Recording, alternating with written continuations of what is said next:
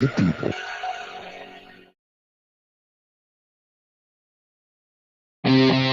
We did not engage in conflict that was out of line with our mission. Is it disloyalty? Is it sedition? Is it treason to oppose the hand of tyranny? Never! I will never send troops anywhere on a mission of that kind without telling them that if somebody shoots at them, they can darn well shoot back. I know not what course others may take, but as for me, give me liberty! Oh, give me death! A dark cloud is finally lifting across the world as U.S. military intelligence and their global partners are destroying the deep state criminal power structure that has ruled over our planet for hundreds of years. We are free with the God-given right, and we shall not yield that right to any power on earth. Hi, I'm Scott McKay. The world is at, and I am your host on The Tipping Point on Revolution Radio, where every Monday from 8 to 10 p.m. Eastern, we bring you the latest in this ensuing takedown of this global criminal empire. That's an image of strength. You'll get the raw, hard truth here on The Tipping Point. So come join us Mondays, 8 to 10 p.m. Eastern in Studio B at revolution.radio.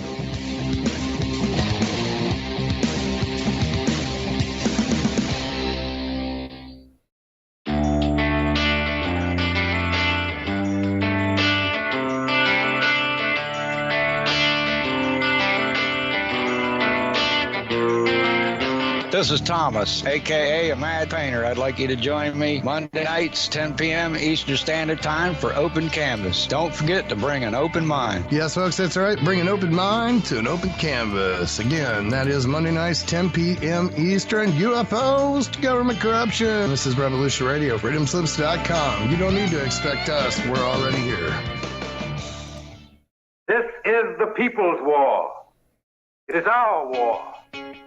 We are the fighters. Fight it then. Fight it with all that is in us.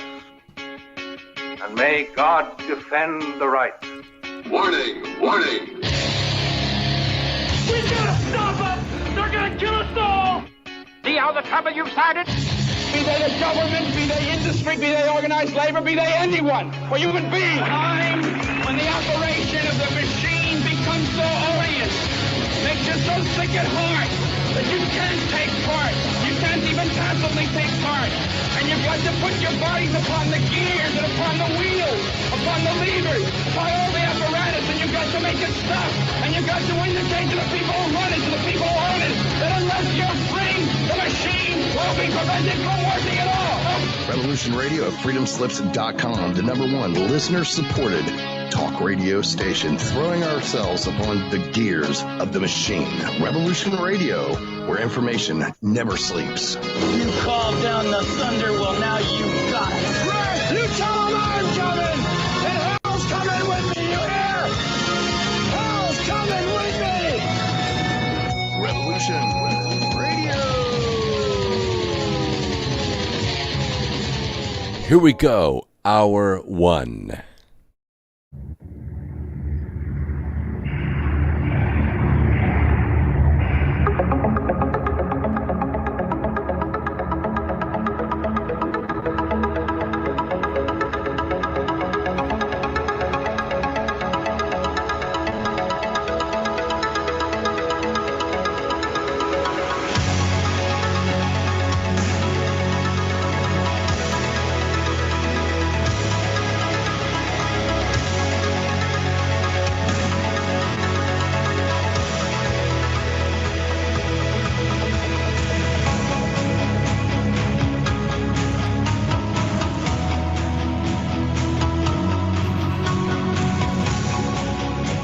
And greetings, Earth Explorers. Welcome to X Squared Radio. I'm your host, Brooks Agnew, coming to you live from an undisclosed location east of the Appalachian Mountains.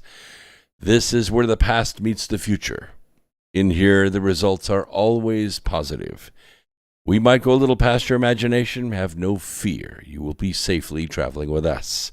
We are streaming to you live through our good friends at Revolution Radio on freedomslips.com, the number one listener-supported network in America, possibly in the world. We are also streaming to you live on many video platforms, on Rockfin, on Rumble, on Facebook, and Twitch, and DLive, and Twitter, and Foxhole, and YouTube, with archives saved on Odyssey. So if we're there, we're free. And welcome to the voice of the revolution. We've got a lot to go over tonight. This is a 2-hour program, so we take a break at the top of the hour. You can put this in the background and work on something else, or you can watch me at your peril. Had a very good weekend. Was out at the summer conference at Mount Shasta. Met a lot of great people out there. Wonderful, smiling faces, bright spirits, no masks. And everyone was healthy and wise and looking forward to maybe a massive recovery of what we've been going through for the last couple of years. Don't forget to join us on the chat. You can do that on any one of these platforms. The only chat we don't show is Rumble. And I think Rockfin also doesn't integrate. We're trying to get them to do that. We want Rumble to do it. Rumble's big enough. They're famous enough. They got it going on. But we don't monitor the Rumble chat while we're here because they don't integrate with Restream. So if you're a Rumble executive and you're out there and you're watching America Free Radio tonight, all you have to do is integrate your chat, and you'll be right up there with everyone else, and we can see what you're saying. And I will respond throughout the program if you're familiar with America Free Radio. Welcome to Top Drifter and Blue Otter and Ammon T223. I like that. It's a good caliber. You notice I'm rocking my new 511 hat here. And also Baba Susie, Trucker Will, July Baby, Old Dog was very gracious because I had a lot of a good experience with airlines the last few days, Spirit and Delta. And, well, we just won't go into a lot of detail there. But it didn't really have a reliable lodging. And so I roomed with Old Dog, and we had a great time. Went to an 80s bar, and it was just great. One of those evenings, and I think all the talks were good. All the presentations were good. If you missed it, hey, there's always next year, right? I think I'll leave the link in my website at brooksagnew.blog or brooksagnew.com. I think you can go there and buy the DVDs or the recordings for the presentations, and they're inexpensive, so you might be able to soak that in. Big D 1955s out there, Comfortably Numb, John Portum. That's good to see you. Porton, okay. Yes. You missed me on Monday? Yes, we didn't do a program on Monday. We didn't do a program on Sunday because we were traveling. We were in the air. All right, let's get to it. There's new electron data. If you have read Remembering the Future, the Physics of the Soul and Time Travel, or you have attended one of my webinars, we discuss what the universe is made from, protons and electrons. We know a lot about protons because we've splattered the little beggars apart a few billion times, but we don't really know much about where electrons come from. Oh, we know how to generate them and measure them and store them and capacitate them, etc., but we don't really know where they come from. So for the first time, physicists have witnessed something, well, pretty exciting. Electrons forming whirlpools just like a fluid. Yeah, it's pretty crazy. Electrons are sort of a probability that we rely on. We use it in physics, and without it, we wouldn't be able to do this program tonight. But this behavior is one that scientists have long predicted, but we've never observed it before. We have animations, we have drawings, we have imaginations and thought experiments, but we've never really actually directly observed something like this. And you know the way we physicists are. If we can't measure it, it doesn't exist. And this could be the key to developing more efficient and faster next-generation electronics. electron vortices are actually expected in probability theory, but there's been no direct proof, no direct measurement, not with an instrument. And of course, seeing is believing. And the researcher behind this is a physicist named Leonid Levitov from MIT.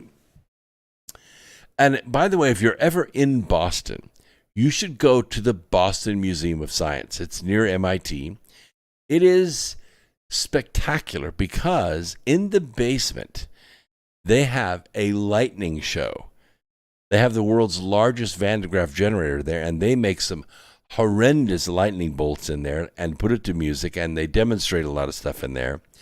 It's really fascinating. If you're not really comfortable with seeing a 20-foot lightning bolt in a room, don't go. But I am comfortable with it. I like it, and it's pretty cool. So now we've seen it, and it's a clear signature of being in this new regime, where electrons behave as a fluid, not as individual particles. One of the things that we know about electrons is wave-particle duality. That is to say, the electron behaves like a wave in that it puts off photons, and it has a frequency to it depending on what orbit it's in around the nuclei. And, if it is knocked out of place, one falls into its place to fill it, and a new photon is emitted. So we have this wave function to it, but it's also a particle, and it's always been confusing to teach this, although we can demonstrate it with a double slit experiment. But this is a big deal because flowing like a fluid results in more energy being delivered to the end point instead of it being lost en route, while electrons are, jostled around by things such as impurities in the material or vibrations in the atoms. We call this a Brownian motion. Even, it's just kind of a shaking of the entire atomic structure. The work was a joint experiment between MIT, the Weizmann Institute for Science in Israel, and the University of Colorado at Denver. Of course, we already know that electrons can bounce off each other and flow without resistance in what we call superconductors under superconducting conditions. But this is the result of the formation of something known as Cooper pairs. Now, okay, you know what a ceramic magnet is, correct? You've played with those before. It's ceramic that when you supercool it, it becomes superconducting. That is to say, it will actually float over a piece of dry ice, or a cube magnet will actually float above it. I'm going to try to get you to imagine this. Maybe I could show you the image of it. Let's see if we have a good image of it. No. I mean, they have an image of it, but you're not going to understand it, so I'm not going to share it with you. But think of the probability clouds of electrons like balloons. Like a balloon you would inflate, like a teardrop balloon. And you tie the balloons together in the center. So you basically have these two balloons like this, and then you have two balloons like this, and then two balloons like this. We call them the X, Y, and Z p orbitals. These are probability clouds. They're ranges of area where an electron is expected to be. Okay? Now, the way the Cooper pairs operate is when you supercool these ceramics, the orbitals relax and they all stand up on end like this. And when they do, this top layer of electrons forms a magnetic charge. And that is called superconductivity. So electricity can flow across the top of these without having to go all the way through the metal. It's why superconductivity works. Very low resistance, almost no resistance, almost immeasurable. And it makes things work very fast and without any resistance.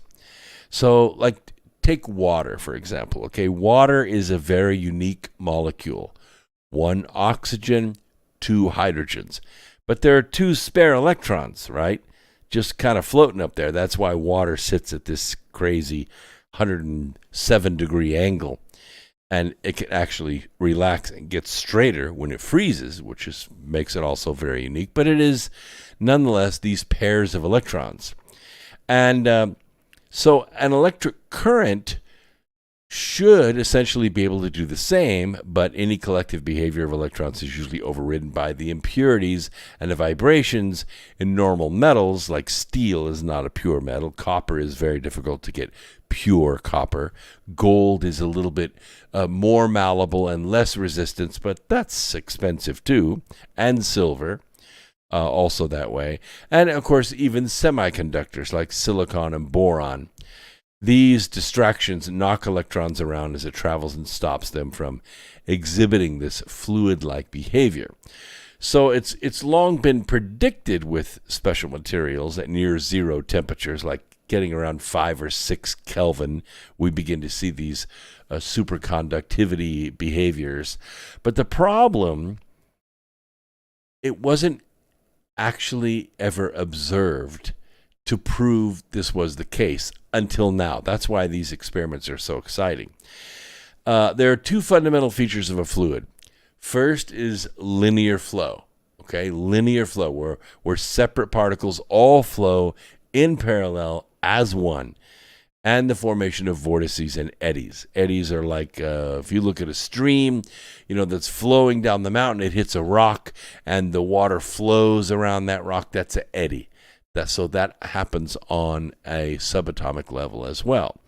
So the first was observed by Levitov and his colleagues at the University of Massachusetts back in 2017 using this, and I know you've heard this term before, graphene. Now, graphene is a liquid form of carbon. It is purified. It is coated 1 atom thick onto a release liner, and then it's cured with a laser in place. So 1 atom thin sheet of carbon. And this actually allows it to flow electricity across this carbon with almost no resistance. Of course, it's 1 atom thick, right? So to make more of it, what they usually do is they'll silicon coat something like a CD disc. Okay, this was the first experiment. It was a CD disc, and they coated the graphene on it, and then the CD laser, okay, the guide for the laser actually moved the laser across and cured all of the graphene on that surface of that CD disc. And then what they did is they peeled the graphene off that disc and they rolled it up, and then they sliced it into wafers. This is how you get more of it into a smaller area, but it's still a very small amount of matter. So anyway, they took these pure single crystals, these carbon crystals, ultra clean material that's known as tungsten deutilleride, and they sliced off single atom thin flakes of this metal. And then they etched a pattern onto the central channel with a circular chamber on either side, creating a kind of maze right on the surface of that flake for an electrical current to run through. And they etched the same pattern on flakes of gold, which doesn't have the same ultra-clean properties like tungsten deutilleride, and therefore acted as a control. So they had an experiment and they had a control. So after cooling the material to around minus 269 degrees, that's about 5 degrees Kelvin. 0 Kelvin is absolute zero, and this is about 5 degrees Kelvin. They ran an electrical current through it, and they measured the flow at specific points throughout the material to map how the electrons were flowing. Now, in the gold flakes, which you would think would be very, very low resistance, you'd see something amazing. But the electrons flowed through the maze without changing direction, even when the current had passed through each side chamber before coming back to the main current. However, in contrast, This tungsten deutiluride, which is kind of similar to the filament of a light bulb, that's tungsten as well, but this is deutiluride. It's very, very pure. The electrons flow through the channel and then swirl into each side chamber, creating these whirlpools before flowing back into the main channel, like you'd expect a fluid to do, right? If water will go to the point of least resistance if it's downhill. All plumbers know this, right? Hot water's on the left, poop flows downhill. Anyway, they said they observed the change in the flow direction in the chambers, where the flow direction reversed the direction as compared to that in the central strip. Let's see here if I can slide this over here, and I will share my screen really quick, just because, there might be an exam later. I'm not saying I would have one, but there might be. All right, so let's just say there's not going to be an exam. Don't be crazy. Anyway, now you see what we're talking about. This is the experiment, and this is the hydrodynamic simulation. So very cool. By the way, I'll just let you look at the control here. Hang on a second. The gold is on the left, and the tungsten deutiluride is on the right. So you can see that you have this liquid-like movement of the electrons. That's pretty cool. It's pretty interesting stuff. No? Yes? I think it is. If you don't like it, you can tune to another radio program, but we're going to get into some other stuff too. Don't worry about it. This is the voice of the revolution. So anyway, the experiment was done at these ultra-cold temperatures with specialized material. No, it's not something you're going to see anytime soon. You're not going to see it in your phone or your microcomputer, but this is interesting to see, and we're going to see it in devices in the near future. I'd say near, maybe in the next 5 to 10 years. So this is the first, visualization of swirling vortices in electric currents. It's confirmation that electrons can behave as fluid. The advance could also help engineers to better understand how to harness this potential in their devices. And, it helps us think about stuff like this. I don't design circuits that small, but do a lot of programming and building of robots. Nothing that tiny, but I have built catheters that go inside your body that have little tiny radio transmitters on them so that the doctor can follow where the tip of the catheter is in your body. That's pretty cool stuff, isn't it? Yeah.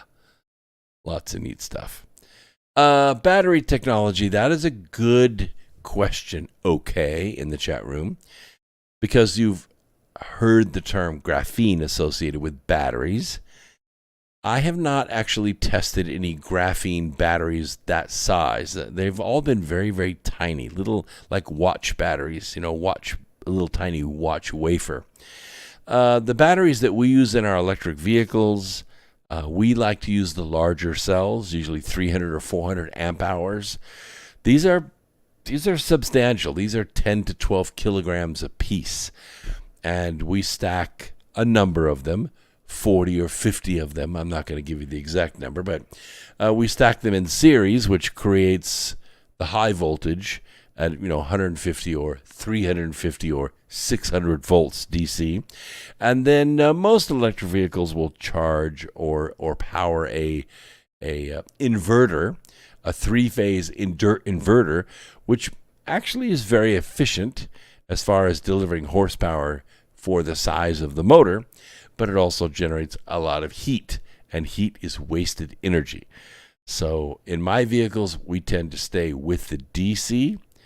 It's a lot of torque, it's lower RPM, but we've learned to vary our gear ratios and power our vehicles with that. Now, what does the graphene do? One of the weaknesses that rare earth batteries have is they tend to plate the anode or the cathode. So if you plate the anode of your battery, it's done. You can't get electrons onto the anode then to make a circuit. It won't flow. And this usually occurs when the battery's overcharged or when it's over discharged. Normally, we only take the batteries to about 50% of their charge condition, and maybe just a little beyond that. And we don't recharge rapidly. That is to say, we don't hook this thing up to 400 amps and jam that current back into the battery and get back on the road in 30 minutes flat. You can do that, but you're going to turn your battery pack into a boat anchor if you do that. So we like to slow charge our batteries, 12 to 14 hours, and then you get a 2 to 3 hours of drive time, depending on how you drive. Obviously, if you're out there pulling all 300 amps out of the batteries consistently, you're only going to get about 1 hour down the road, which hopefully is about 160, 170 miles.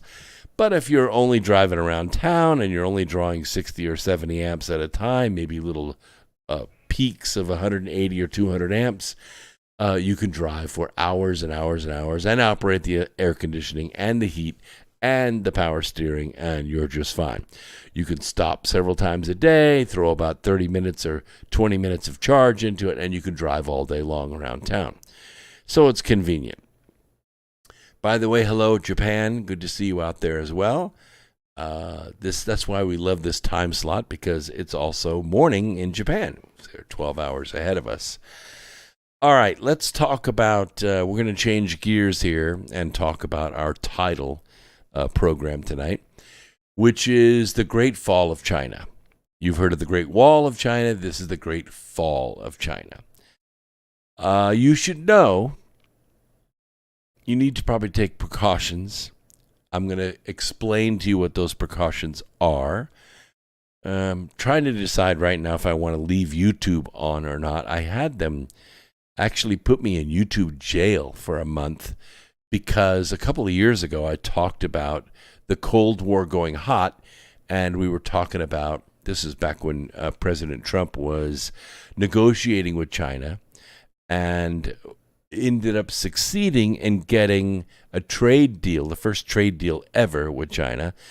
I talked about the tensions being set up and the movements that China was making, not only with its money but also with its military, that they were kind of staging themselves to kind of apply a hyperactive Cold War against us on several different fronts. And had President Trump stayed in office, I think they would have worked it out. But President Xi was not the voice of the CCP at that time. Okay, there were things that were going on that were not consistent with the Communist Chinese Party, but were consistent with a future capitalist China, not a communist China. So anyway, I got kicked off the YouTube for a while, and we have taken precautions since then, as I do say at the beginning of the program, that Google routinely violates our constitutional free speech rights here, and so we don't usually allow YouTube to stay with us. But right now, we have a lot of people listening on YouTube. We have about 20,000 followers, and I like my YouTube followers. I don't like to say goodbye to them, so I'm gonna keep you all on. And if YouTube kicks me off of YouTube, you know, it's no big deal because we have all the other video platforms. But at least now you know that if this show disappears on YouTube in the next few hours, it does exist on the other free speech platforms. And the link is right there. It's right there in the description. Just open that. Yeah. That right there. Yeah. See where it says description, show notes. You can open that up, and there are all the links to all the other free speech platforms, and they're all free. And you can go to my website at brooksagnew.blog, or you can go to americafreeradio.com or xsquaredradio.com, and you can sign up for the newsletter. The only thing I ask is your name and your email address. That's it. It's free, which means it don't cost nothing. And I send you all kinds of goodies, not to mention a link to this program. So you could share it with your friends. That's how we grow. See, that's how it works. You help me, and I continue. Now we're in our 18th year to bring you great content. All right. You should know that China is on the verge of a financial collapse. It's happening right now.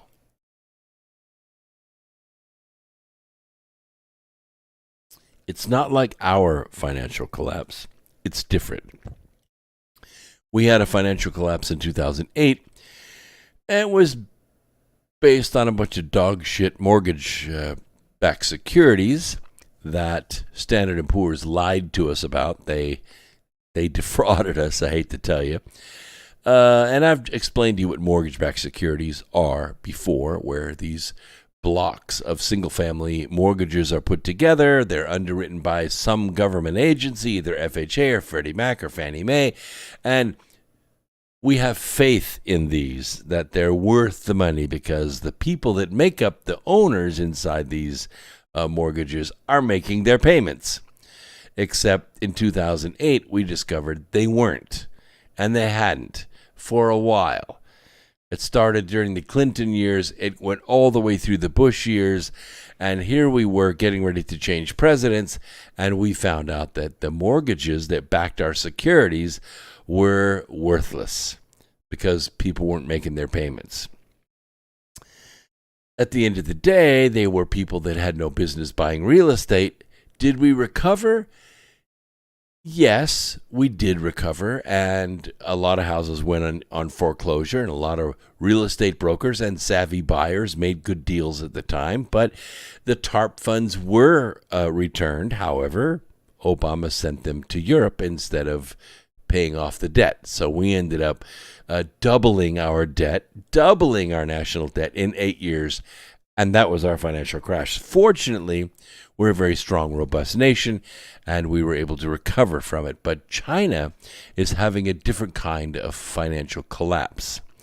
Chinese banks they had to stop depositors from withdrawing their cash about 3 months ago. And they have not really enabled withdrawals since then. 3 months is a long time to go without an ATM access. And in the last few days, crowds of thousands of depositors are storming the bank. It actually happened a couple of days ago. It's still going on. And they're demanding their money. And they're pissed off, and rightfully so, and they're using violence. And the rumored reason the Chinese banks cannot allow withdrawals is that the Chinese Communist Party seems to have stolen the money. They stole the bank funds. Yeah, they stole the bank bailout funds, and they can't make the bank solvent. In 2008, we had what was called the bailout. You remember those, the bailout funds? I found myself in Washington speaking before in the congressional auditorium, and I was speaking to Ray LaHood, who at the time was the Secretary of Transportation.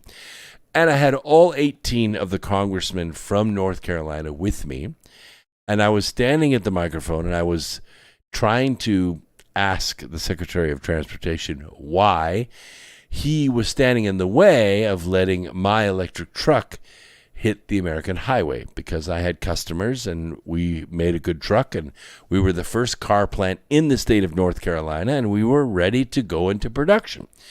And he said, electric truck, why don't you just buy a Volt? Just buy a GM.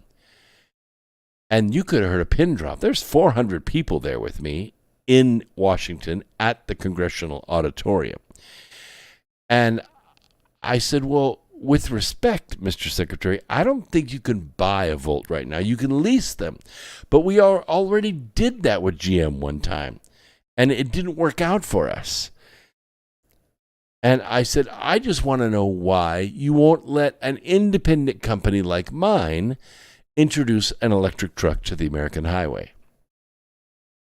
And he said something very strange. He didn't realize he was setting himself up, but he said, because they made the investment.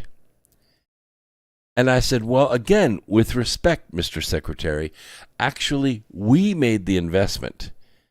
and we didn't get paid back. In other words, you took the TARP funds and you gave them away. You didn't pay off the debt. You didn't take the $7 trillion it took to bail the banks out and pay off the debt. You gave the money to Europe. Well, it appears the CCP, the Communist Chinese Party, has done the same thing to China. And now that it is known that the government of China is having trouble making their banks solvent, the panic is spreading. And it's spreading very quickly. And this is not a good panic. This is a panic like we saw in 1928. You remember when the stock market crashed? And a lot of people went to the banks and said, hey, I want my money out of the bank.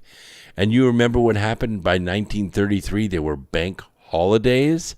You know, the bank just kind of closed for a month and your money was in the bank.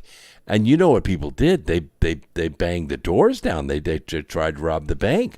They had to bring in troops to stop it. And by 1933, they collapsed the bond market, which was worse than the stock market. And America was standing in soup lines. The middle class had evaporated like water on a hot sidewalk.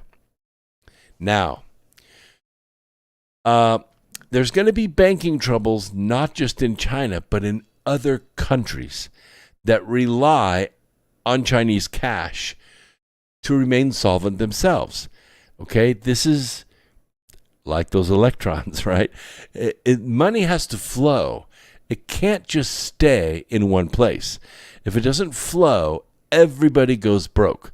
When you spend money in your local community at your grocery store or your movie theater or your gas station, that money is supposed to go around your community several times, right? It pays the payroll of the people that work at the grocery store and the gas station, and they go buy shoes, and that person then turns around and buys, lumber, and it goes around your community 10 to 14 times.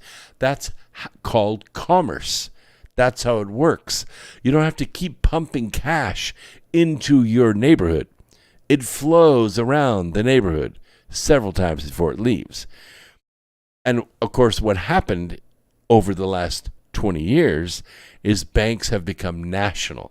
Wells Fargo, Bank of America, Chase, all these national banks have come in and bought up all the regional banks.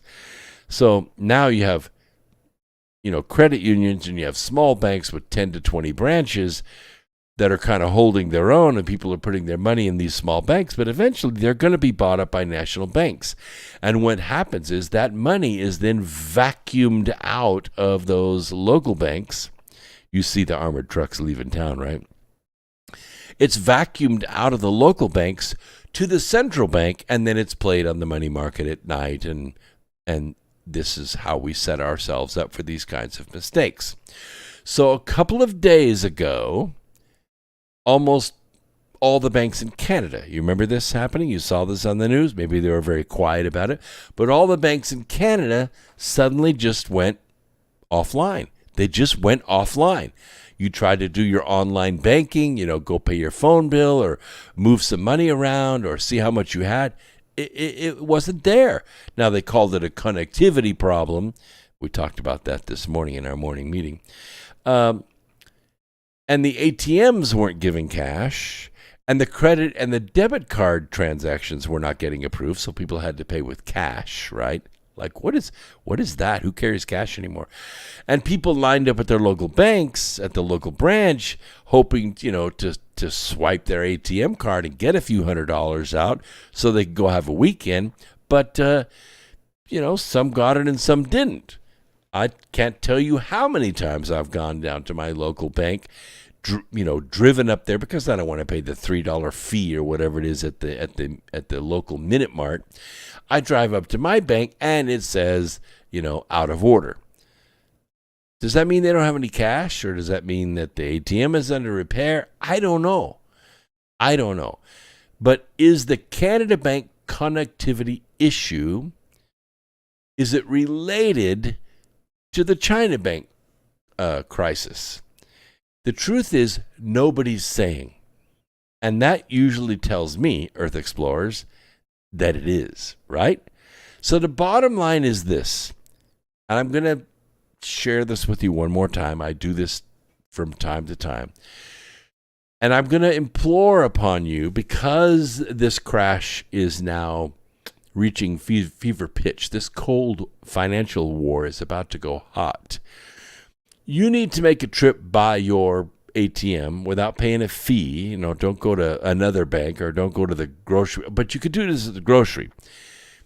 Smart idea here. Groceries have cash in the drawer, okay? Smart idea. When you go to the grocery and you buy, I don't know, $80, $100, $200 worth of groceries, and you put your card in, it says, would you like cash back? Say yes. Say yes. Get whatever they'll give you. Usually it's $100. Get the $100. You don't have to pay the fee. It comes right out of the drawer, right in your pocket. And you can actually construct this money. Now, I don't know if you know what I mean by this. If you go to your bank and you start withdrawing, let's say you start withdrawing, I'm going to use the number, $1,000 a week.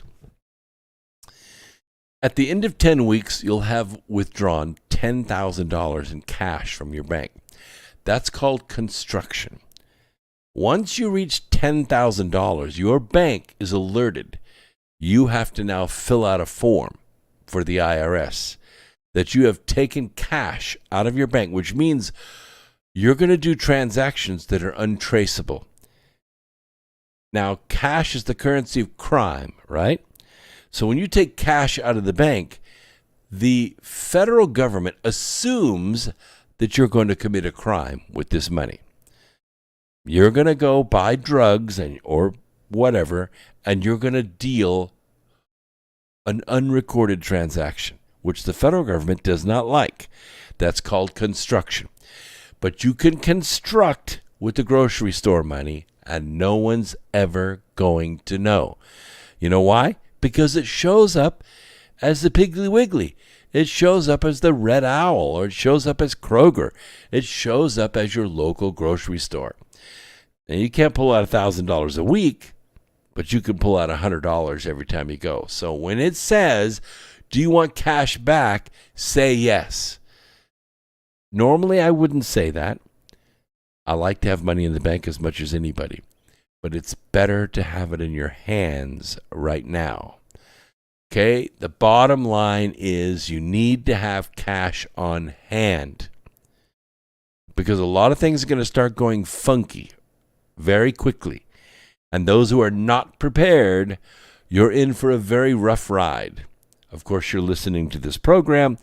This is where we treat, cure, and prevent the disease of ignorance. And just in the past month, worried savers have descended on 3 banks to withdraw funds, and rumors of cash shortages that were later dismissed as false. Sure.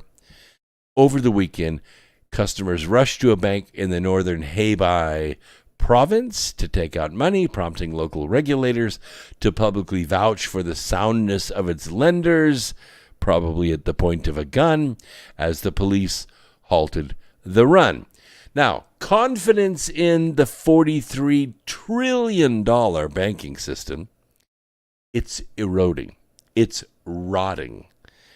In the nation's more than 1 billion account holders.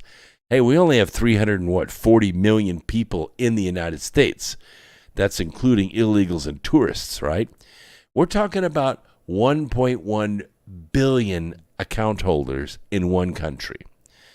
And after several bailouts and the first bank seizure in more than 20 years last year, of course, the panic-demic broke out, and the economic fallout, it's exacerbated an already shaky situation in the world's largest banking system. The perception that Chinese savers have, which the Chinese people are generally capitalist, and there are a lot of them, like 1.2 billion of them. The CCP is greatly outnumbered. They're the ones that control the banks, though. They had a banks being risk-free is not really reality for them anymore. They realize now that their deposits are not as protected as what the government says.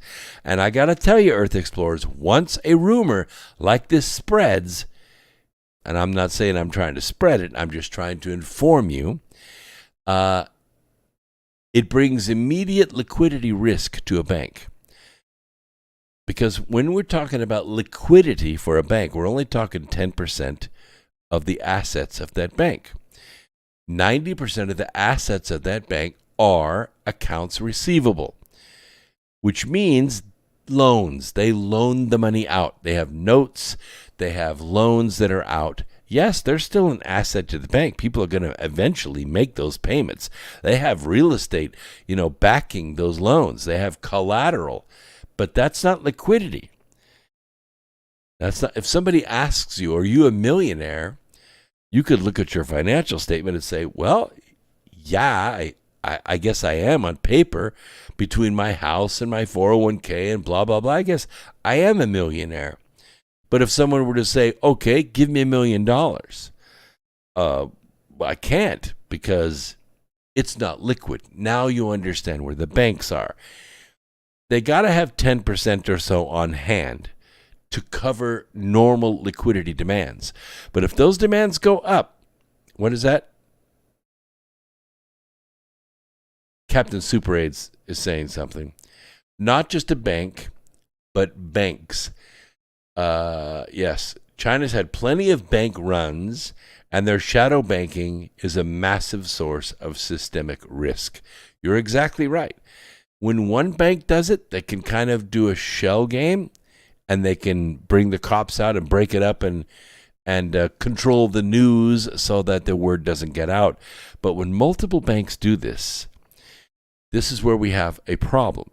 Because for a long time, I would say probably 30 years, deposit taking has provided a stable and low-cost funding base for China's financial market. And the Chinese people have made money. Because the yuan has been cheap, it has attracted foreign investment, and companies have gone there from Korea and certainly from the United States. And we've built plants there. We've invested money in China because it's cheap.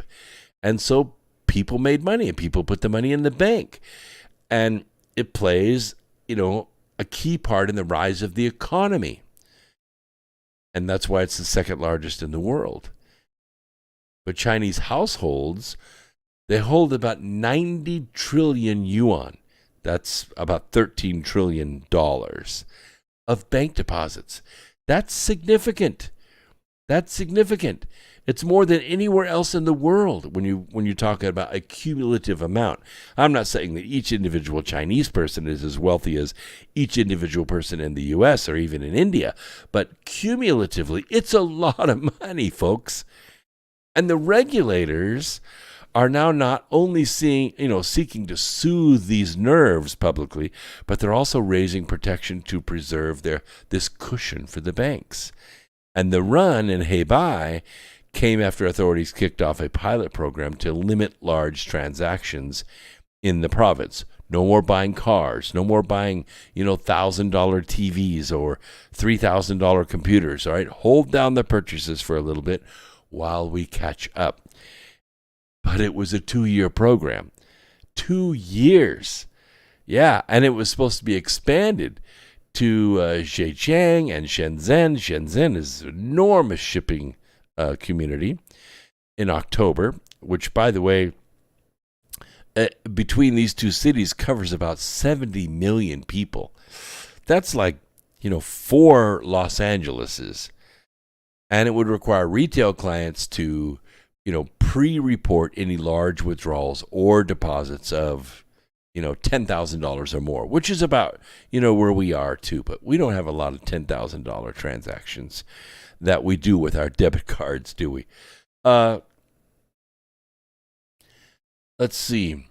And, of course, while the stopgap measures, which have included rolling over debt, delaying loan payments, letting their Evergrande bond company go under, which is crazy. They still haven't bailed that out.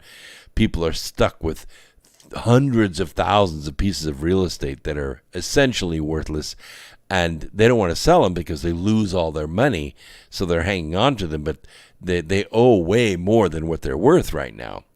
And they also have asked banks to forego the $1.5 trillion yuan in profits this year, which they can do because they're the government, and by offering, of course, low lending rates, cutting fees, deferring loan repayments, and granting more unsecured loans to small businesses to help the economy. I wish they would do that kind of in this country. There was a day when I could walk into the bank and with my signature, in 5 minutes, I could get $30,000, no problem. I had a good reputation with the bank. I had a lot of cash flow. I had a lot of properties. It was no problem. I could go into the bank, sign my name, walk out with 30 grand, and I could go buy whatever I wanted. If I wanted to buy another piece of property or buy a truck, I could just do it. But you can't do that anymore. They don't loan some unsecured small business loans like that in this country anymore. Why? I don't think they were really that much of a risk. You know, we're doing the work. We're doing the cash flow. We're paying our bills. We have good credit. The reason is because the elite or the globalists sucked all that money out of the system. And they wrote regulations which stopped small business from having access to capital like that. Anyway, the industry overall may suffer, an 8 trillion yuan increase in bad debt this year. S&P Global has estimated small banks are facing a $349 billion shortfall in capital. That's a lot. According to an analysis by UBS Group, AG, putting that figure at only about $50 billion, the regulator said the shortfall could mean slower profit growth or even sliding profits at some institutions. But this has created a big problem, and it is really the next steps to war. And that's what I want to discuss as soon as we come back from the break. Hold on a minute. We don't want to hear the word war. We don't like the sound of it. We haven't really seen it in my kids' generation. I don't want to see it. But, these are the cards that are being played.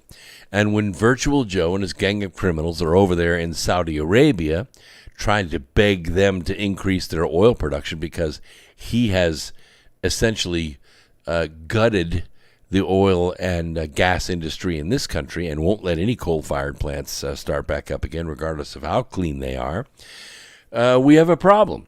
And it has put us in a position to be compromised, to be owned by other countries that are providing energy. We don't want to see that. We don't want to see that. You don't want to see that. But we'll talk about that when we come back. I need to tell you where you can stand, how you can protect yourself, and what is the spiritual implications of this, and how do we keep ourselves above it so we don't have to beg FEMA for a warm cookie and a blanket. Well, I'm going to explain that to you when we come back. Let's see, how many minutes we got here? Oh, I got about 5 minutes. Let me step into it then. I'm changing countries, but not really changing gears too much. So we're not talking about finances, but we're going to talk about the Russian Ministry of Defense. A couple nights ago, they issued a late-night press statement. They usually do this late at night when they want to get it out there, but they want to slide it through without it really getting a lot of CNN fanfare, so to speak. I don't want anybody to really get alarmed, but I want you to be informed because this is what the press statement said. Quote, "We are on the verge of an immediate armed conflict with the United States." Close quote. We haven't been there before. In fact, I don't think we've ever been there before. The United States wouldn't exist if it wasn't for Russia. Russia helped us in the Revolutionary War. Russia helped us through our Civil War. Russia helped us through World Wars I and II. And although there were proxy wars with the Soviet Union, Russia itself has always been an ally of America, not an enemy. Ukraine used U.S. HIMARS weapons to attack a Russian base. This has already been warned. They already set up the parameters for this happening. But 7:12 Eastern Daylight Time, at least 7 Russian troops are dead, 40 are injured. Those numbers are rapidly rising, and they're changing very fast. In addition to the Russian Minister of Defense, the Russian Ministry of Foreign Affairs has also issued a statement. The United States and its allies are teetering on the brink of an open military conflict with Moscow, which would be fraught with nuclear tensions, Russian Foreign Ministry spokeswoman Maria Zakharova said in a statement yesterday. I quote, after provoking an escalation of the Ukrainian crisis and unleashing a violent hybrid confrontation with Russia, Washington and its allies are dangerously teetering on the brink of an open military confrontation with our country, which means a direct armed conflict between nuclear powers. Clearly, such a confrontation would be fraught with nuclear escalation. Close quote. Those are not my words. Those are hers. Henry Kissinger, you know who that is, right? Very, very savvy, very sharp mind, international. He said yesterday that we should expect direct conflict with Russia by mid-August. That's why I want you to start getting some cash out of the bank. I think if you have been listening to this program for a while, you already have some silver. I highly recommend. The price is down to about $19 to $21 per ounce. You're going to pay about $4 over spot, somewhere around $23, but you can get 4-day free shipping from some of these silver houses. I highly recommend you do that. I don't know what silver is going to do, but I will tell you that this lawsuit with Morgan Stanley is about to go south for them. And if that happens, if they get busted for this shorting fraud on silver, the price of silver is going to go up, and then it will be too late for you. So I'm just telling you, get out there. Don't borrow money to do it, but get out there and take your residual cash, 25% of it, and get it turned into silver. We'll take a quick break here in about 60 seconds, so don't worry about that. Just hang in there. We'll be right back after that. Give my voice a little bit of a rest for another hour of speaking. But yesterday and a couple days later, a couple days before that, the Russian Navy took delivery of the first submarine capable of firing what's called the Poseidon. And that is a nuclear tsunami drone torpedo. I've discussed this about a year ago, but now it's finished, and I want to explain to you the details of this weapon again. There is no other submarine on Earth that has this capability, and there is no defense at all against the Poseidon drone nuclear torpedo. It is specifically designed to attack coastal cities. So if you live in Oklahoma, don't worry about this. But if you live in Virginia, if you live in LA, if you live in Oregon or Portland, pay attention. We'll be right back after this break. Don't go away.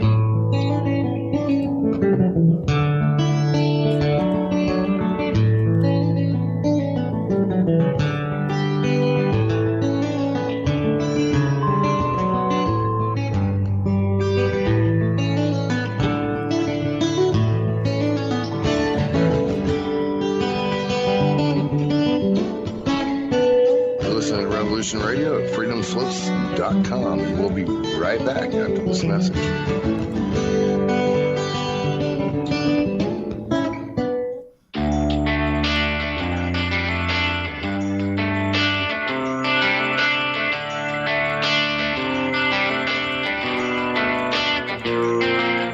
This is Thomas, a.k.a. a Mad Painter. I'd like you to join me Monday nights, 10 p.m. Eastern Standard Time for Open Canvas. Don't forget to bring an open mind. Yes, folks, that's right. Bring an open mind to an open canvas. Again, that is Monday nights, 10 p.m. Eastern. UFOs to government corruption. This is Revolution Radio, freedomslips.com. You don't need to expect us. We're already here.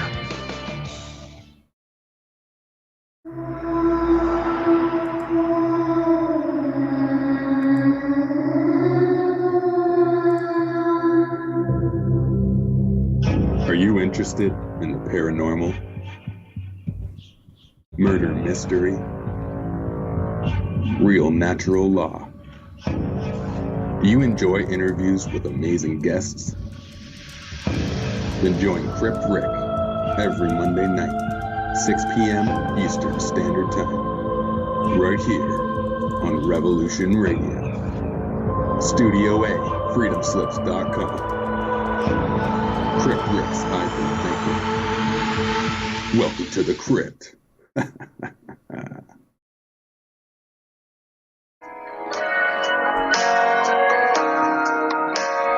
Join me at Revolution Radio, Studio B, at 11 a.m. on Saturday for Free Association,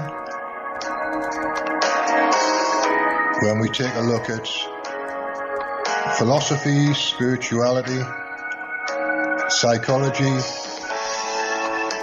social issues, and geopolitics.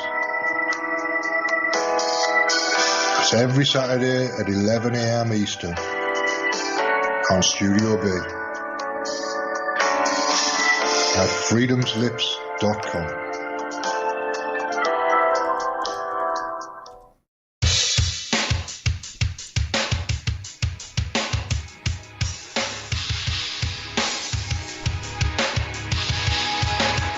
Enter into a world unseen on Raven Star's Witching Hour. You will encounter eclectic topics from the realm of spirit brought into our matrix of truth. With your host, the Solaris Blue Raven. Solaris will bring you an array of unique guests covering topics from ghostly spirits to amazing anomalies, covert technology, UFOs, and shadowy global events. And that's right here at Revolution Radio, freedomslips.com, Saturdays, midnight till 2 a.m. Eastern Time. Revolution Radio, where information never sleeps. Let the magic rise.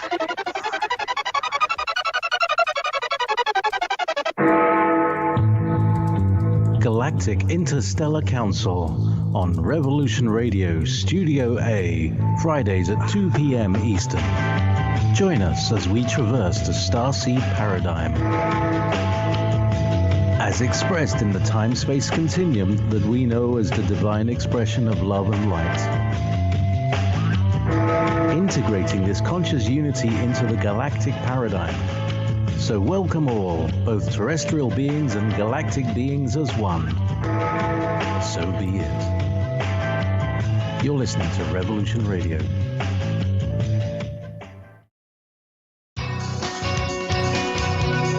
Thank you for listening to Revolution Radio at freedomslips.com. Any commercial advertising you may hear in this program is of the sole discretion and benefit of the host of whose program you are listening to. Revolution Radio does not endorse any commercial products, nor does it accept monetary compensation for on-air advertising of commercial products, nor will it ever. We are and shall remain 100% listener supported. Any product advertising on this program are considered used at buyer risk, and Revolution Radio shall not be held liable for any claims or damages received from any product advertised within this program. Revolution Radio, where information never sleeps.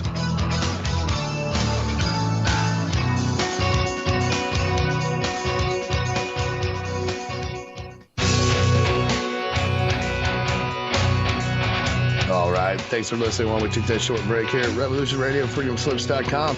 And yeah, we're going to get back to your host.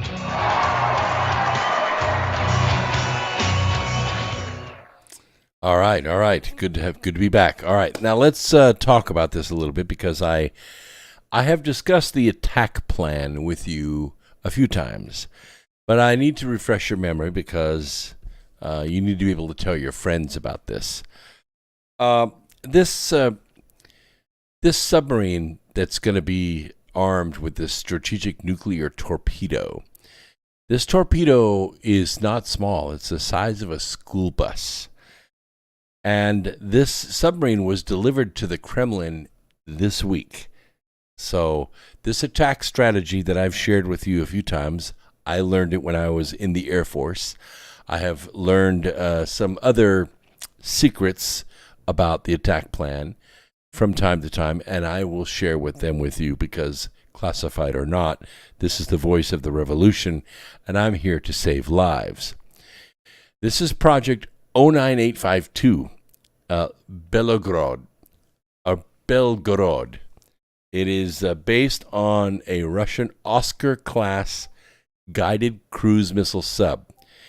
It's been modified to accommodate 6 of these Poseidon nuclear torpedoes that could each be armed with a warhead of up to, I know this is going to blow your minds because we're so used to dealing with, 1 to 5 to maybe 10 megatons. This is a 100 megaton weapon. 100 megaton weapon. It's not something that you've seen before. We've discussed it before, but I think it's been about a year. But now the sub is ready. The submarine was delivered to the Russian Navy in a ceremony in the Northern Fleet's headquarters in Severodvinsk on Friday. The Belgorod submarine opens up new opportunities for Russia in conducting various research, allowing conducting diverse scientific expeditions and rescue operations in the most remote areas of the world ocean. Why? What makes this sub so special? Well, this ship is designed to solve diverse scientific problems, conduct research and rescue operations, and can also be used as a carrier of rescued deep sea and autonomous unmanned underwater vehicles. Mini or midget submarines for deep sea operations, including cutting communications cables on the seafloor, are carried abroad or beneath this new sub. I don't know if you know this or not, but we have cables that are lying on the seafloor that carry all the banking and global communications between continents instead of going through satellites. These are secure communications. We already know that some of these have been compromised, that subs have gone down there with technicians. They've worked on these cables. Now, these cables are deep, 10, 15,000 foot of water or deeper. And they have tapped into these cables. And that's why we think that some of these communications are no longer secure.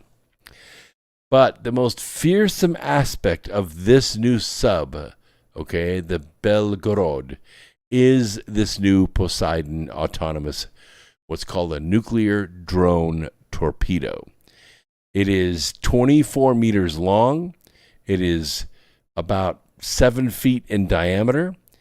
It can go almost 80 miles an hour underwater. Almost 80 miles an hour underwater for months. It has a range that is more than any other drone we've ever seen. Now, we have what are called glider drones, and these operate with they're very quiet, and they operate with ballast. So what they do is they are very efficient with their energy. They will blow the ballast, which causes the torpedo drone to sink. And when it sinks on a plane. So it basically dives at an angle. It gets down to a certain distance from the bottom, and it fills the ballast up again with air. When it does that, it begins to rise. And so it climbs again. So it does this kind of sinusoidal movement through the water. It's very quiet, and it is very slow. This is not slow. The torpedo is carried to maybe 100 miles offshore of a target city. that's well within international waters. Nobody's going to see this sub. Nobody's going to detect this sub. It could launch this drone 500 miles, 1,000 miles offshore, and it could operate just as effectively. It is launched and it commences what's called autonomous operation because you can't communicate with anything underwater by radio. It is programmed and it runs its program. And this drone can actually run for up to 3.5 years underwater. It can surface and then receive more information by satellite and then drop down again and carry on. That's what makes it so dangerous. It is so quiet. It is so stealthy. It can sit on the bottom literally for months and not move. Nobody is going to see it. Nobody's going to detect it. It travels to its program location at a depth of maybe 3,000 feet. That's pretty deep. It just sits there. And it can wait as long as it's programmed to wait. It could be days, it could be weeks, it could be months. It allows the sub that launched it to get far away, on the other side of the planet maybe. And then it detonates at depth of about 1 kilometer, which is about 3,000 feet. Okay? So at that depth, there's so much water above the blast that even the heat of the nuclear blast is not going to turn all the water to steam. It's just too much water. But what it does do is it pushes the water. A massive amount of water will be pushed by the expanding blast force of 100 megatons. And it will push a tsunami wave, a tidal wave, traveling toward the coastline. And that is very fast, although you're not really going to see it until the water gets shallow. Because as the depth of the water gets more shallow, as it approaches the coastline, the water in the tsunami begins to pile up on itself. And this is not a little tsunami like what hit Fukushima. We're not talking about something 20 or 30 feet high, or even 90 feet high like the one that hit Malaysia. No. We're talking about 1,500 feet. 1,500 feet. That's about the altitude that a Cessna flies around your neighborhood. 1,500 feet above the ocean floor. Above the ocean surface, I'm sorry. And then it slams into the shore, not like a wave you would surf. No. It comes ashore at 600 miles an hour, just under the speed of sound. Nothing like the entire state of Florida would disappear as a sandbar in a matter of minutes. Yeah. Now worse, because the wave was caused by a thermonuclear explosion, all this water, the entire 1,500-foot wave, traveling at 600 miles an hour, it's all radioactive. And once the water comes ashore, of course, it strips everything. Every street, every building, every lamp, every tank, every road will be stripped off the ground. The radiation levels from the flooding are going to be so high, even if you survive the flood, you're going to die for hundreds of years. It will be uninhabitable. It is a true doomsday weapon. It is so ferocious, this new weapon system that was delivered this week. It is fully operational this week, that if it's detonated, say, off the coast of the UK, it could submerge all of it. All of it. Ireland, Scotland, Wales, Britain, gone. All of it. Every single living thing, down to the smallest bug. Everything that ever was on the UK would be gone, and it wouldn't come back for hundreds of years. And with the ongoing troubles between Russia and Ukraine, and with the U.S. and the U.K. Using this pan-European army to supply weapons to Ukraine, to kill Russians, by the way, and they've been doing it for 8 years. They've killed over 40,000 Russians over 8 years, this Victoria Nuland and John McCain war that has been aimed at conquering Russia. The Russians are going to get to the point where they're going to tell their citizens that just one Poseidon drone torpedo could sink the entire United Kingdom into the sea, killing every living thing. Now imagine they detonated one of these off the coast of Washington or Virginia or New York City or Boston or Florida or all of them for that matter. 90% of the population of every single country lives within 20 miles of a coast. That'll give you an idea what kind of weapon we're talking about here. They don't need to fly it.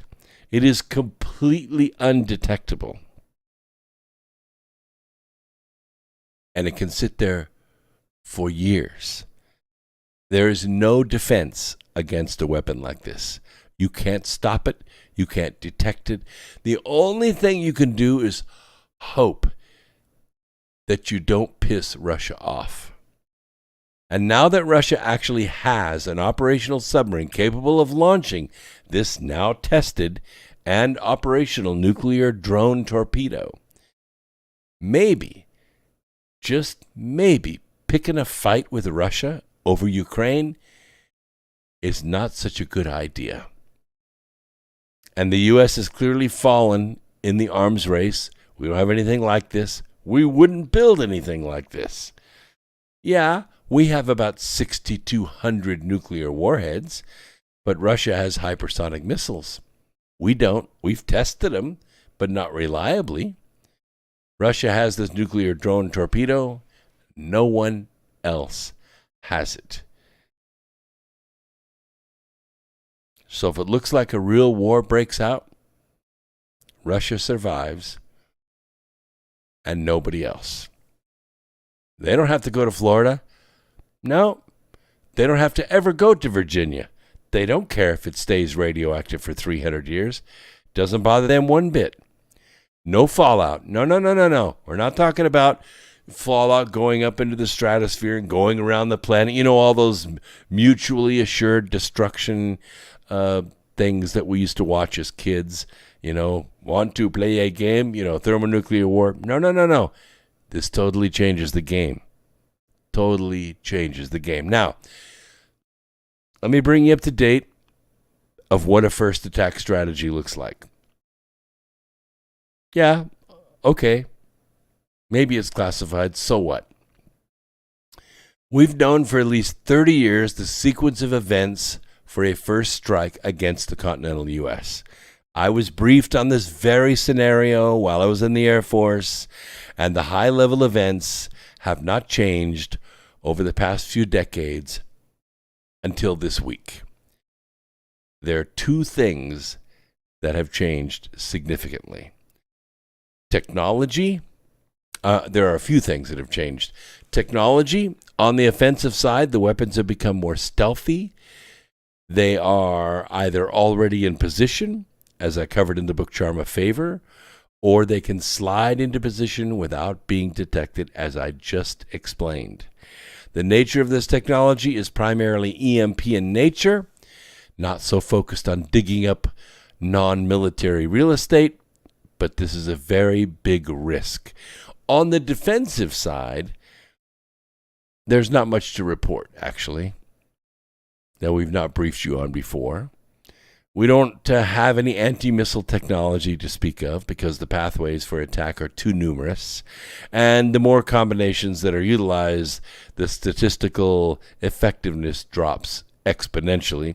The only defense we have relied upon for more than 40 years is called MAD, Mutually Assured Destruction. You nuke me, I nuke you. There are three assumptions upon which that strategy was based. that I think are academic now, and they're fundamentally flawed.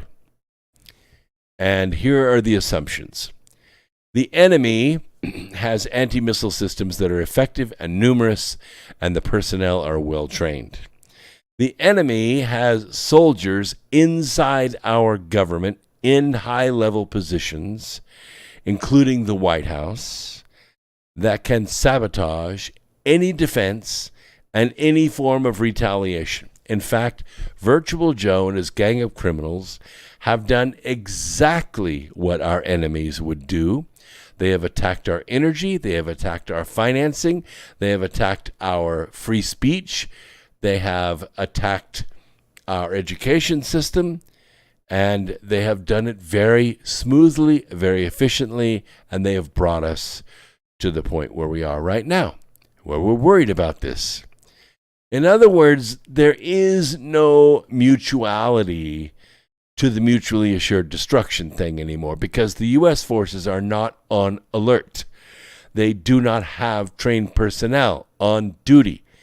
And they have stopped all efforts at finding and eliminating spies inside our own military. In other words, Earth Explorers, we would not strike back. And our enemies know this. And the third thing is the pathway to destruction of the U.S. was paved and lit by the Obama administration and has been resumed by the same leadership for the past 18 months. Okay, let's go over the attack scenario one more time so you can make preparations that may well save your life. The effectiveness of this type of attack historically has relied upon surprise. That is no longer the case. Our enemies already inside this country have become so bold and so fearless because our justice system has been cleared out of the way for them by the traitor-in-chief. Chinese spies are free to operate without fear of investigation as of this week. Yesterday, New York City began running a public service announcement on TV that is right out of an episode of Twilight Zone. I swear to God. I will quote, "In the event of a nuclear..." By the way, this is on video, so you can go look it up if you want to. "In the event of a nuclear disaster, would you know what to do? If you're a New York City resident, there's a YouTube video for that." The city's Department of Emergency Management released a public service announcement video outlining the 3 steps that residents should take in case of a nuclear attack. I'm sorry. I live in a nuclear city. If they're having nuclear drills downtown Charlotte, I'm leaving. I know what happens when they have drills. And the public service announcement says there's no need to panic. The likelihood of one happening in or near New York City is very low. Don't pay any attention to 9/11, according to the city's website.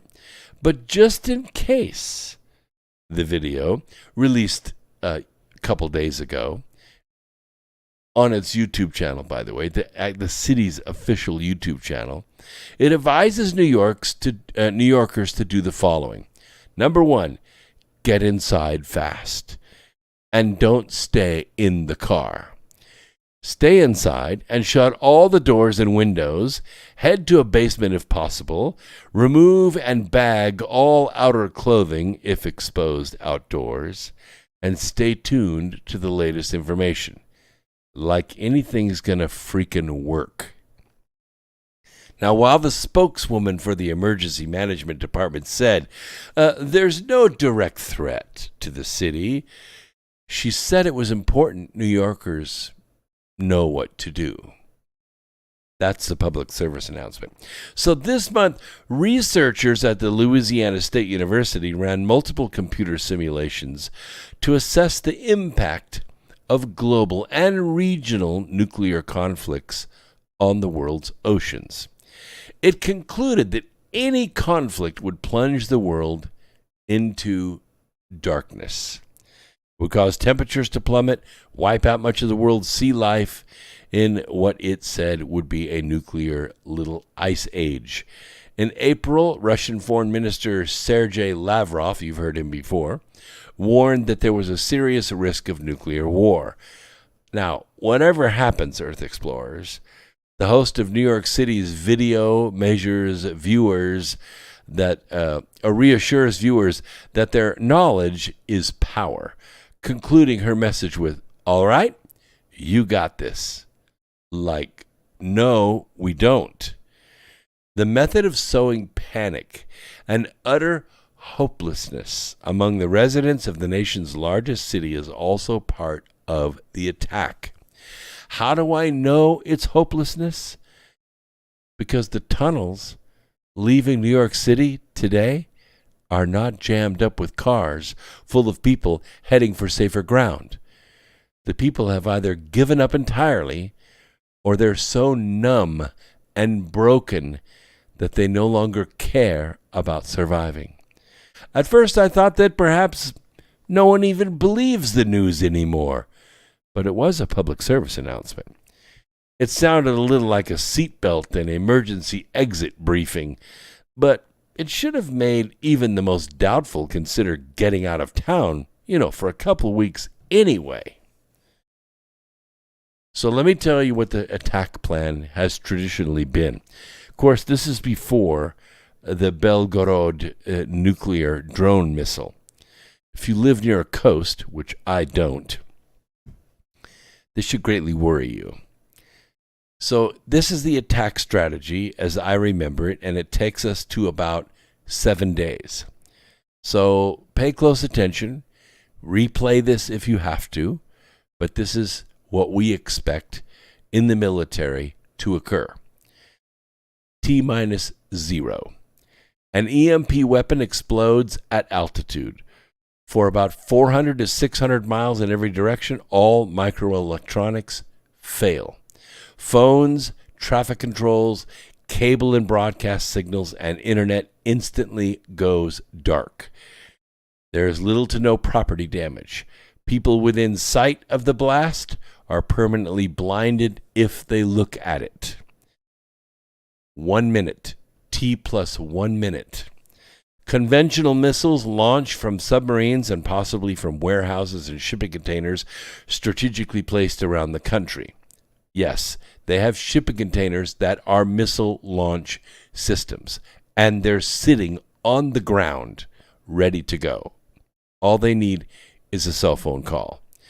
They will strike command and control targets within 3 to 6 minutes, destroying them. And this could be anywhere from 30 to 300 missiles. I don't expect them to be nuclear. I expect them to be conventional. T+10 minutes. Now, I don't know what you can do in 1 minute. Not much. I can't even brush my teeth in 1 minute. T+10 minutes. All media that is still operating, including shortwave, citizen band radios, are going to receive a recorded message that the attack has taken place. It will imply that if you have not seen local destruction from any of these attacks, and it's quite likely that you won't, you should stay indoors, and you should not attempt to retaliate in any way. Don't loot, don't get your guns out, don't go vigilanting around the city. American response forces will receive the order to stand down. I'm dead serious. American forces will receive the order to stand down. T+20 minutes. If confirmation of stand down orders is not received by the enemy, long-range ICBMs will have already launched and will target military bases inside the U.S. They will take less than 30 minutes to arrive. Everything within 5 miles of those blasts, within minutes, and everything within 20 miles, within a few hours, will be dead. T+24 minutes. 24 hours. Hundreds of thousands of people will die from lack of electrical power. Life support systems fail. People on dialysis, people in hospitals, people that rely on electricity to live. At that moment, they're not going to have it. They're going to perish in the first 24 hours. That's going to put a hell of a burden on the community because they have to deal with this. And by the way, funeral homes business is up 35% in the last year. The jabbers are already dying. T plus 7 days. Millions of people dying. Overload the emergency response system. Food spoils. Water stops running. Fuel and perishable food are exhausted. And Earth Explorers, that's all you need to know. You can protect yourself with food and water storage. The good news about land attacks like this, especially EMP, is there's hardly any residual radiation. In a couple weeks, 3 weeks tops, you'll be able to go out and basically conduct life normally unless the blast was right above your neighborhood. But you should invest in some blue construction tape, and you should learn how to tape off the cracks around your doors. I know it sounds futile, but the risk of exposure to lethal radiation drops with each passing hour. Okay? Nuclear fallout is the most toxic thing on Earth. Time is your friend.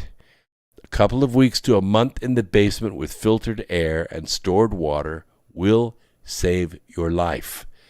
Riding around in your car is going to get you dead. You'll be robbed or poisoned, so don't think anything about running around after the blast. I've been telling you since President Trump was removed from office how to prepare. If you still live in a city and you don't have any food or water or cash or silver or weapons stored, you now have to risk exposing yourself to predators if you want to prepare.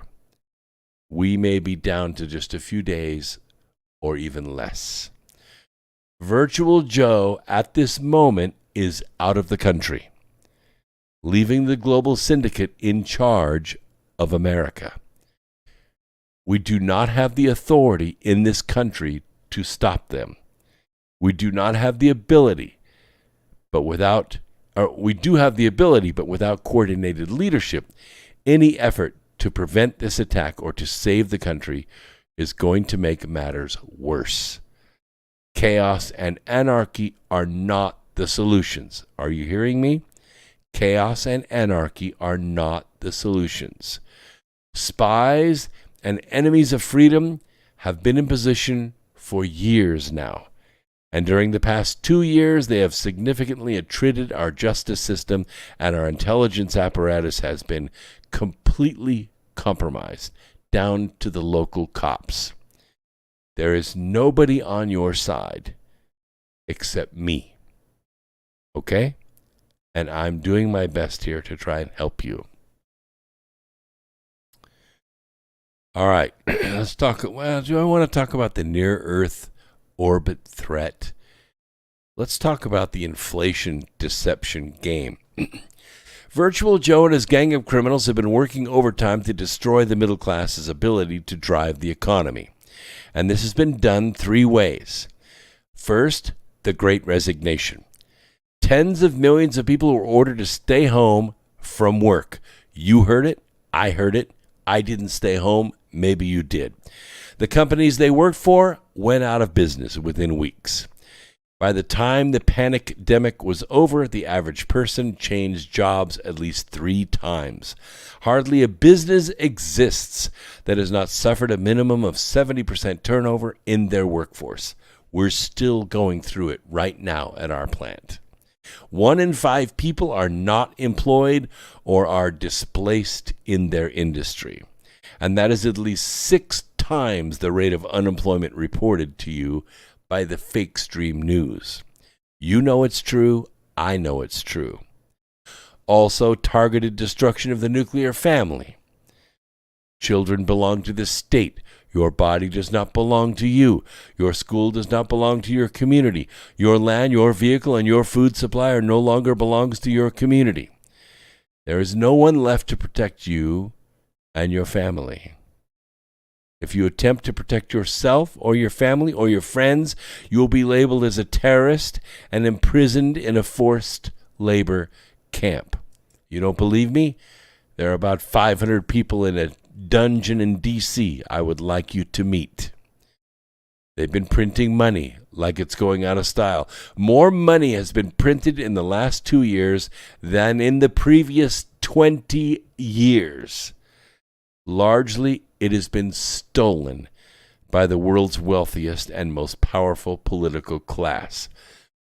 80% of the $100 bills printed in the last 18 months cannot be found in the U.S.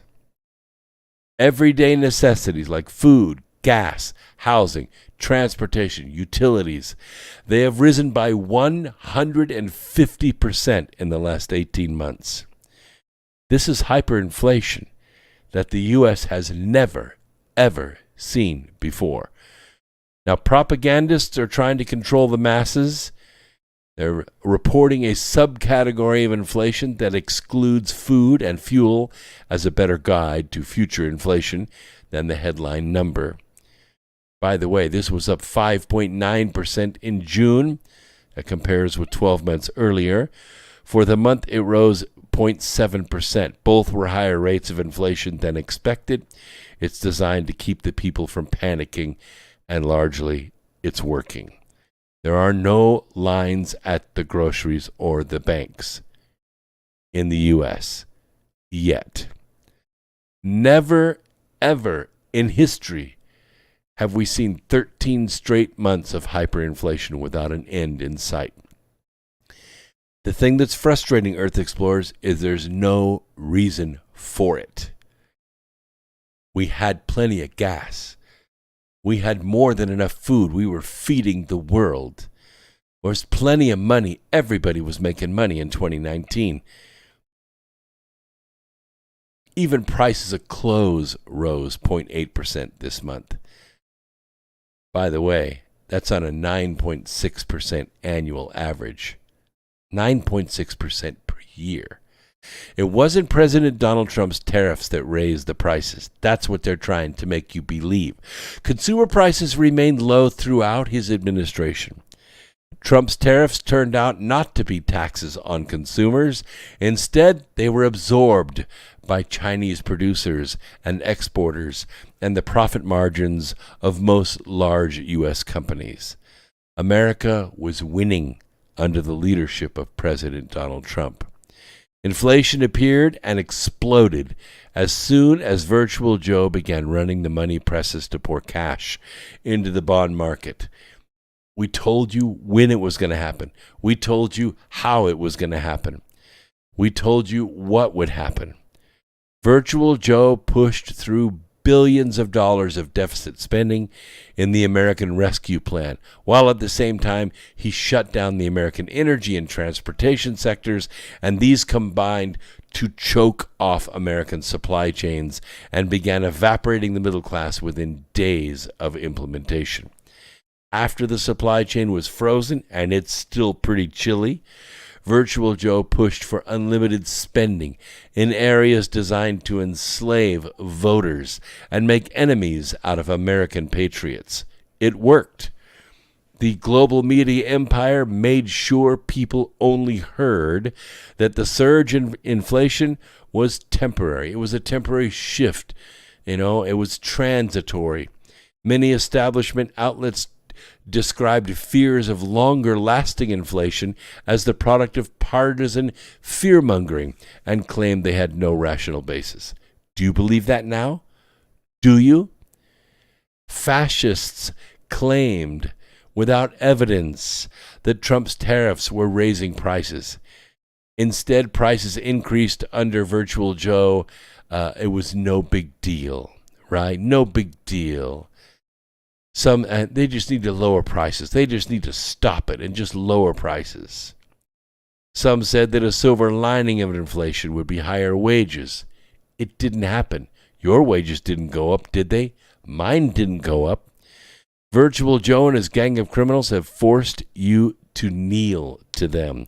The deflation of your money, it's no longer transitory. It's permanent. That was just a word to get you to do nothing to stop them until it was too late. Capitol Hill Democrats tried to sell you on the idea of human infrastructure. How many times have you heard that word? In the meantime, they sold your schools. They sold your factories. They sold your banks to global controllers. I've been telling you for 3 years what would happen if President Trump was forced from office. You knew what was going to happen and when it would happen and how it would happen. You came to the polls by the tens of millions to stop it, but it didn't matter. The Department of Justice was compromised. The military was put in a pink dress and it was humiliated. The police were fired. The banks were closed. New cars and new houses are now out of reach for 80% of Americans. And the outlook for the future of business conditions among owners of small businesses fell to the worst level in 48 years in June. And that's according to the National Federation of Independent Businesses. The Fed has collapsed the money supply by raising its target rate by a whopping 75 basis points in June. By the way, that's the biggest single meeting hike since 1994, way back in the last century. It is expected that it will implement another 75 basis point increase in 2 weeks. Following the June CPI report, which blew everybody away, 9.6%. Holy shit, people. If you've not bought a house yet, chances are you won't be able to until a year or two after President Trump is back in office. If you have bought a home or a car, chances are you are now buried with an inflated debt you will be unable to repay. I warned you to stay debt-free. I told you to pay off your credit cards before you started saving money. I told you to convert at least 25% of your residual cash to silver, store a couple months of food, and to make sure you had cash on hand. Earth Explorers, today's Wednesday. I don't care what month it is. I don't care what year it is. Today's Wednesday. I recommend you hit your ATM every day for the next 2 weeks. Small bills, full tanks. Practice your escape route with your loved ones without a GPS. You might have to walk or ride a bicycle, but please prepare, because nobody's coming to save you. No ETs are going to come and save you. There's no angels that are going to come down from heaven and save you. This is up to you. You ever run out of gas before? You know. You leave the house, your mind is kind of in automatic. You're already at work or at the airport in your mind, but you forget to look at the fuel gauge. You drove right past the gas station a few blocks from your house, but you were thinking of something else. Dumb, right? Embarrassing. Expensive in many ways. Well, Europe is hearing that sputtering sound of the empty bank, of the empty tank. I told my friends around the table this weekend that they had 5 days to get their affairs in order. I wasn't trying to scare them. Not that they were going to die, but that the world was going to enter a long, dark tunnel. And they would be required to get by on their own for about 30 days. Why does what happens in Europe affect what we do here? Well, 2 weeks ago, when previewing the scheduled 10-day shutdown of the Nord Stream 1 pipeline,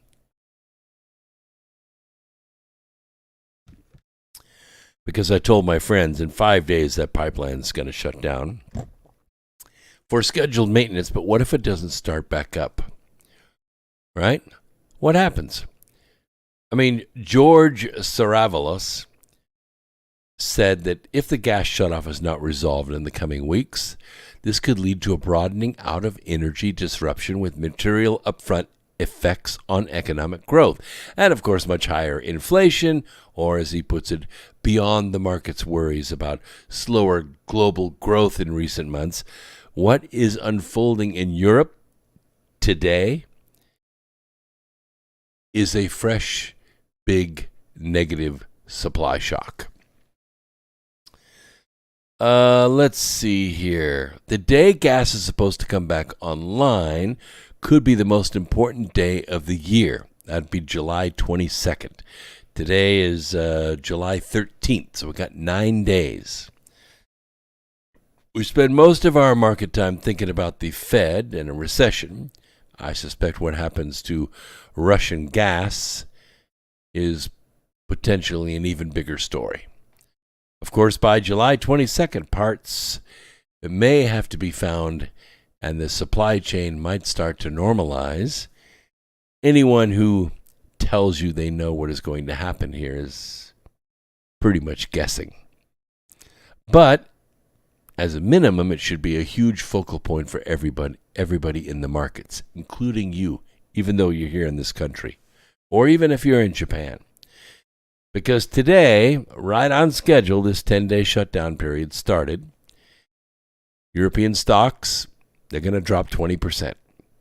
Junk credit is going to spread to cover the liquidity shortfall, widening past 2020 crisis levels. And the euro, by the way, sunk to 90 cents, just before a full-blown recession slams the world's second biggest economy. It reached parity yesterday. That means the euro equals the dollar, and it happened just as I predicted. Putin, Xi, and Trump knew precisely how much leverage Russia had back in February, while Europe was, as usual, completely clueless. President Trump explained this numerous times in dozens of rallies across the country over the past 3 years. He told us exactly what would happen. Europe's energy policies have been dictated by a petulant Scandinavian punk, whiner, and a bunch of German greenies. Wall Street strategists have tried to put numbers on a scenario that would be unthinkable in normal times. The caveat, of course, is that there are not so many variables, such as the length of any shutdown, the extent of supply cuts, and how far countries would go to ration energy, that anyone's prediction is a guess at best. Even so, the scenarios, they're all catastrophic. They all lead to one thing and one thing only. There simply is no substitute available for Russian gas. That's it. Russia has Europe over a barrel. The global syndicate sanctions have driven German stocks down by 11% since last month. German giant Uniper is the second biggest corporate casualty, with the stock plunging 80% this year as it seeks a government bailout. Just let that sink in for a minute. The country's largest gas distributor, 80% is total poverty and devastation, Earth Explorers. Now, I hesitate to call these Biden sanctions because he didn't write them, and he doesn't remember signing them. The real president wrote them, okay? The real president declared a proxy war against the world's middle class, using Ukraine to launder every possible dime of taxpayer funds right back into their pockets. You're watching it happen right before your eyes. To be sure, even though French and German leaders are warning populations to prepare for total cutoff of Russian gas, it's warm, right? Just take a cold shower, don't watch TV, don't drive anywhere. Investors, they believe there's reason to believe Russia is going to turn the gas supply back on when the maintenance on Nord Stream 1 pipeline ends on July 22nd. If they defy the global syndicate sanctions and agree to do business with Russia instead of trying to conquer it, the global war is going to be averted. That's what they need to do. Defy the sanctions. Do business. Rationing fuel as an attempt to outlast Russia is going to fail. It's not going to succeed because high oil and gas prices are going to continue to pump Russian banks full of gold. You understand what I'm saying? The sanctions are not hurting Russia. They're hurting you. They're hurting you. And now you understand why the global syndicate wrote them in the first place. They don't have a war with Russia. They have a war with you. They're using Russia to get at you. All Putin and Trump want is for the global syndicate to stop trying to conquer and enslave the world. That's it. Stop bombing. Stop shooting and poisoning the Russian people.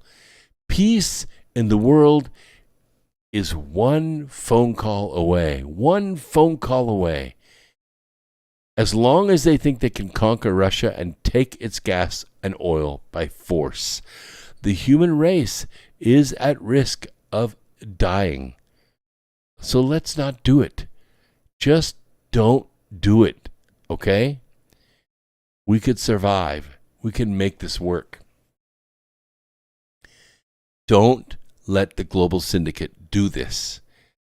And you can make phone calls if you know your congressman or your senator. Sit down with them. Have them listen to this podcast tonight if that's what it takes. Get them to see reason. You cannot hurt them.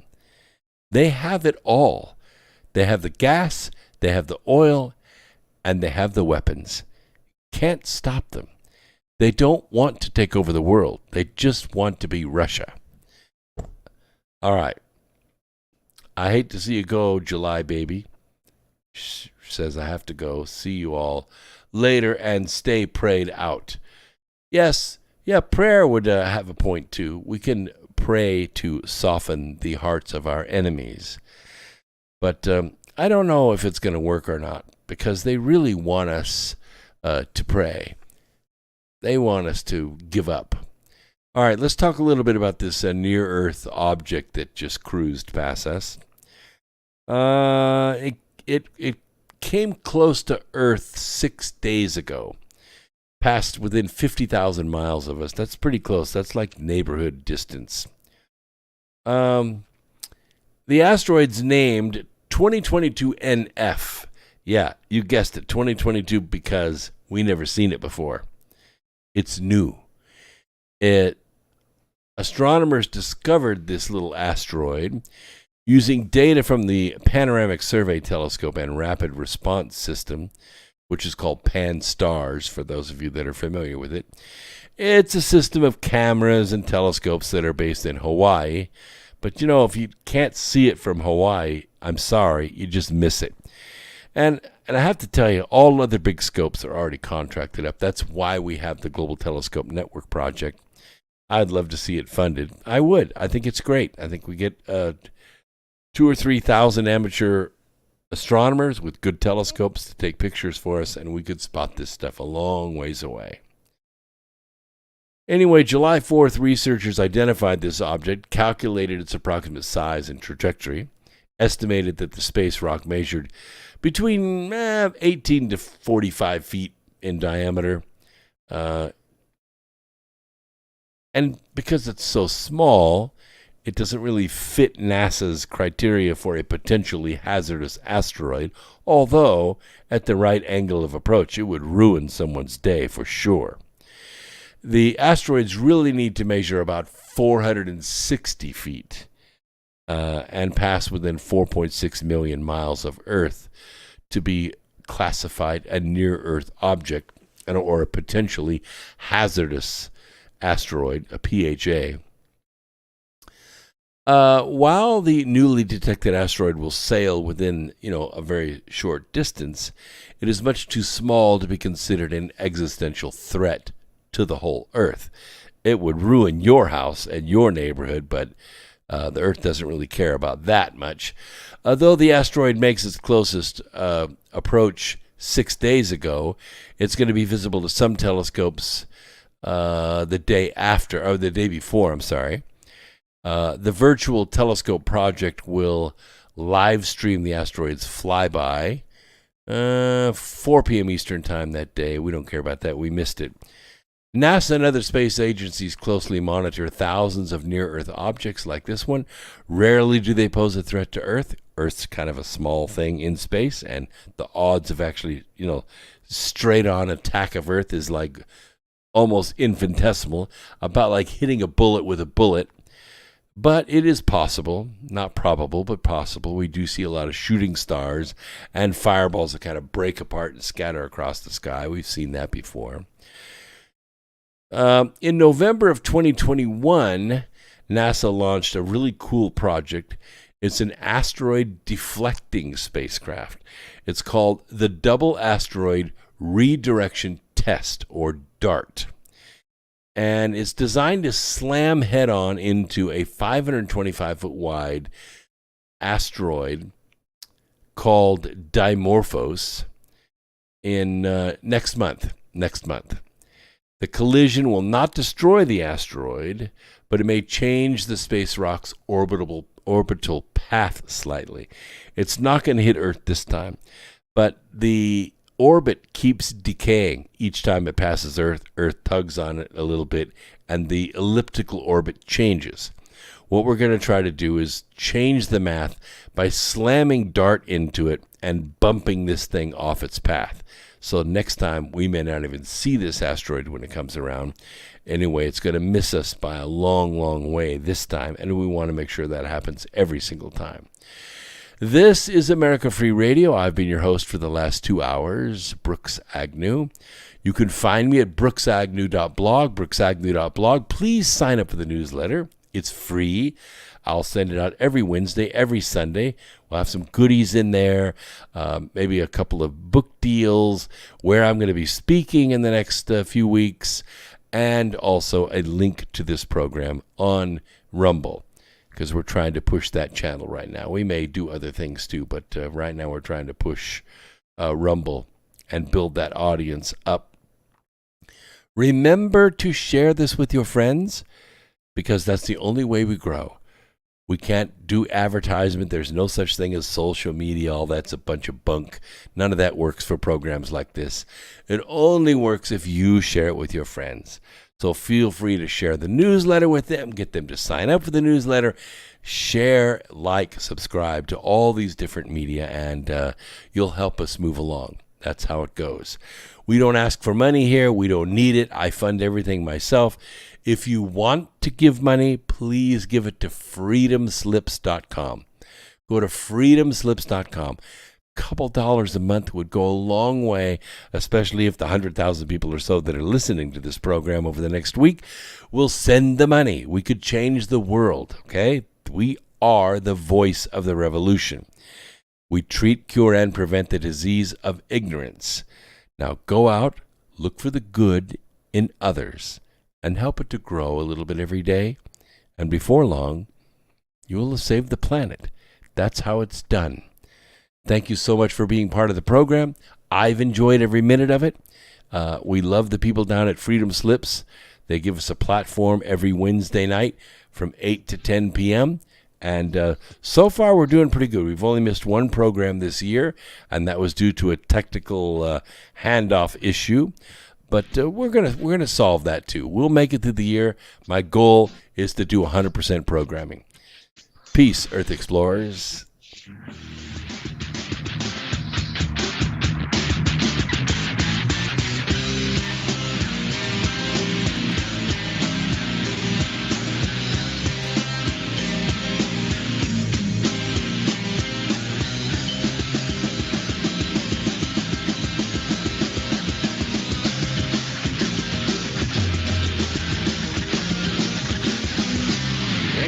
listening to Revolution